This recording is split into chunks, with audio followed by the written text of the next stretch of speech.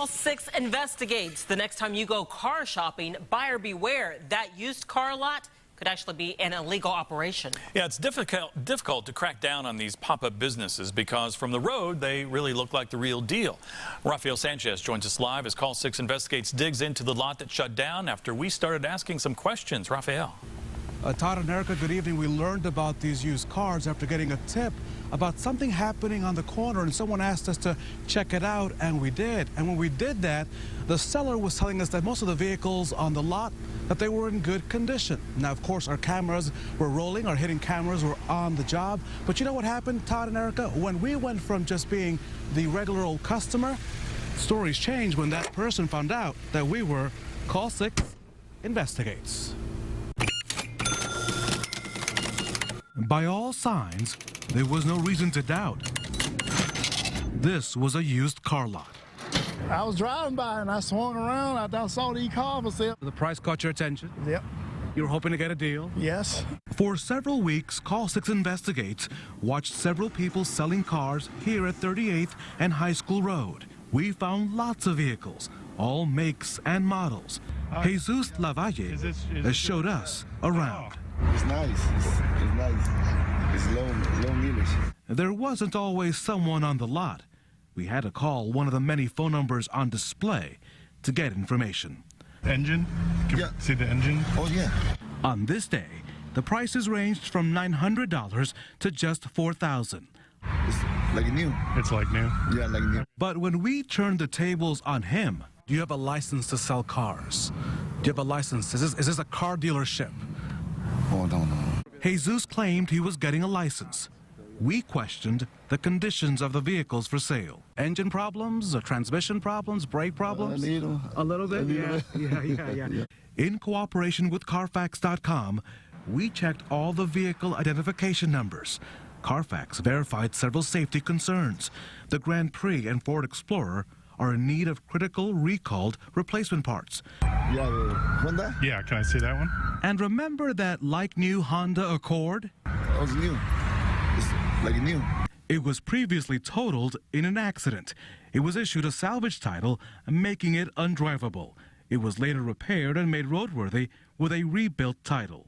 This kind of operation is known as curbstoning. That's when people sell vehicles along the curb of any open space. Curbstoners will sometimes buy cars for cheap that may have been wrecked or otherwise damaged, clean them up a little bit, and then a consumer buys it for more than the car's really worth. The state's Auto Dealer Services says these businesses try to stay under the radar by selling less than 12 vehicles a year. 12 or more sales requires a license. Jesus told us he's only sold one minivan this year. He added that he and his partner are seeking a dealer's license. Call 6 checked and found no records of any applications with their names being processed. Is this a good business? No más. Quiero quit. He didn't think so. So here are the things you have to keep in mind when you're dealing with curbstoners. There are a couple of things you may want to keep in mind. The number one thing, check this out. You may not get your title, which means after you've paid possibly in cash, that car may not belong to you. The other big issue is one of accountability. Who will you go to when that car breaks down? Most of these curbstoners are nomadic. And one more thing to consider, if you'll join me right to the backseat of this vehicle, of course, is the audit. Unlike licensed dealers, these nomadic operations, these curbstoners, they cannot be audited by state regulators, which means if you file a complaint, there is no way for state regulators to come back to that operation and hold someone accountable to possibly fix your car or even maybe give you your money back. Todd and Erica. We begin at 6 with new details and video connecting Jared Fogle and the former head of his foundation, Russell Taylor. Our Call 6 Investigates team breaking the story today at 4. Fogle was involved with a group of men who met in Indianapolis. The group apparently shared similar sex-related interests.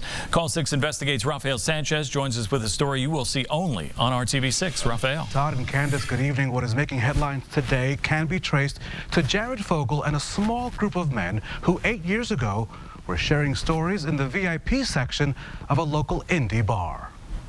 Call Call 6 Investigates obtained this video of Russell Taylor and Jared Fogle at one of their favorite hangouts, both men at the center of one of the largest child pornography cases in Indiana. It's in this environment that their friendship grew. It would lead to Taylor becoming the executive director of Fogle's Anti-Obesity Foundation, and it would lead to the government's investigation of the men sharing the images of naked children. Sources tell Call 6 Investigates that Fogle and Taylor and other guys, dubbed as members of the so-called Little Men's Club, would often meet at a Broad Ripple bar between 2007 and 2009. Sources say the guys would discuss their sexual exploits, especially their trips to Thailand. Group sex, sex with prostitutes. Court documents show that Taylor, as part of the federal pornography investigation, allegedly told a woman, in his own words, "Keep in mind we do travel to Thailand on occasion," and added a smiley face. The source says that Jared would often travel within the U.S. with a member of the group to watch his back and keep him out of the media. Very few outsiders, and they'd hang out together, and they had these common interests that they were all, exploring together, and that was their thing.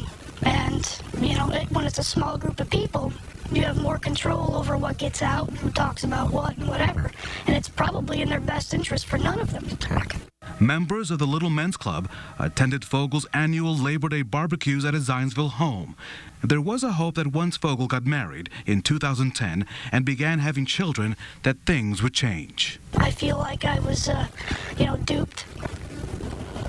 And explain that for me. When you say you were duped, what does that mean that you were duped? And I even defended him, early on in all this. And for the truth to come out now, I feel let down, and I feel like I was made a fool of. I bought his image. Call 6 Investigates continues to review pictures and information involving that men's club.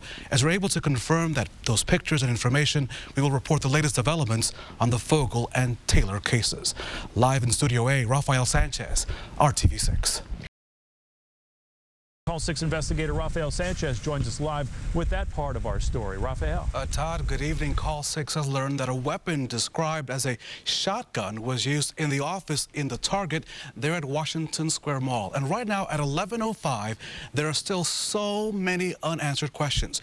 We take you inside as people reach out to first responders amid the gunfire and the chaos. At around 6:28, police began to get calls that there was a problem at Washington Square Mall. There were multiple reports on the number of gunshots heard, ranging from 10 to 20.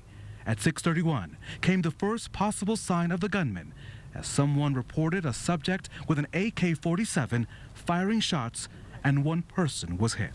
2 minutes later, a conflicting call, as another eyewitness says the gunman is running with a small semi-automatic weapon. Meanwhile, a mother hiding with her daughter inside the Target called for help, saying that she's in a storage closet and was scared to come out. At 6:36, authorities became aware of the second person shot. By 6:40, first responders learned of the third victim. Calls for help continued, and more police kept arriving.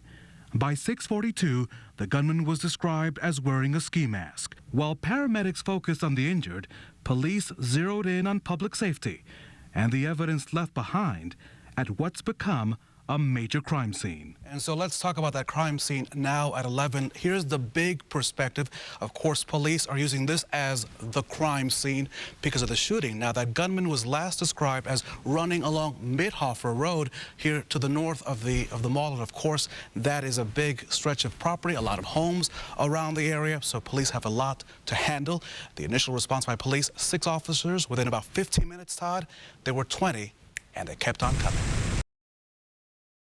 That's the kind of work that is turning heads as people drive by. Yeah, our news crew was also intrigued by the sign holder that was promoting a car wash for $5. Rafael Sanchez reports on the sign of the times.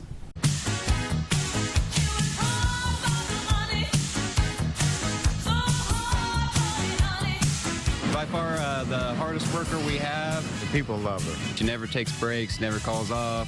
This sign holder's rotating routine revolves around getting your attention. And there's a lady right there. Did you see that lady with that blonde hair? Yeah. Did you? Co-workers will tell you she's a model employee with only 1 week on the job. So she has made a big difference in the company. She's probably up for a raise. My manager likes her because she don't take breaks or complain like we do. And no bay 2. Put start bay 2. The Rama Car Wash and Lube Start bay 2. is seeking an edge in a competitive marketplace. And their new team member appears to be good for business. $5 car wash. Good deal. And workplace morale. I love her. Love her. I proposed to her 2 days ago and she turned me down. There's a reason for the rejection. Nothing personal. After all, she's a robot. Oh my God. I'm shocked. I really thought it was a real person. She looked real, didn't she? A mechanical marvel bought online and brought to Indy, seeking vehicles in need of suds and shine. I thought it was a real person. Oh, she isn't, is she? Oh, she looks real. My husband thought she was real. He liked to jump out the car. He's 85 years old, so I'm not worried about that. Maintaining her public appearance isn't always easy. Fixing her shades and hair are a must during the occasional malfunction. Every now and then the sign will hit her chin and she just loses her head. UPS guy thought there was a hot chick out there. So the only employee allowed to show a pierced navel and unlikely to bolt to the competition will continue to stand at her post. There are plenty of signs she's here to stay. I definitely will come back just because of her. Put in her sign.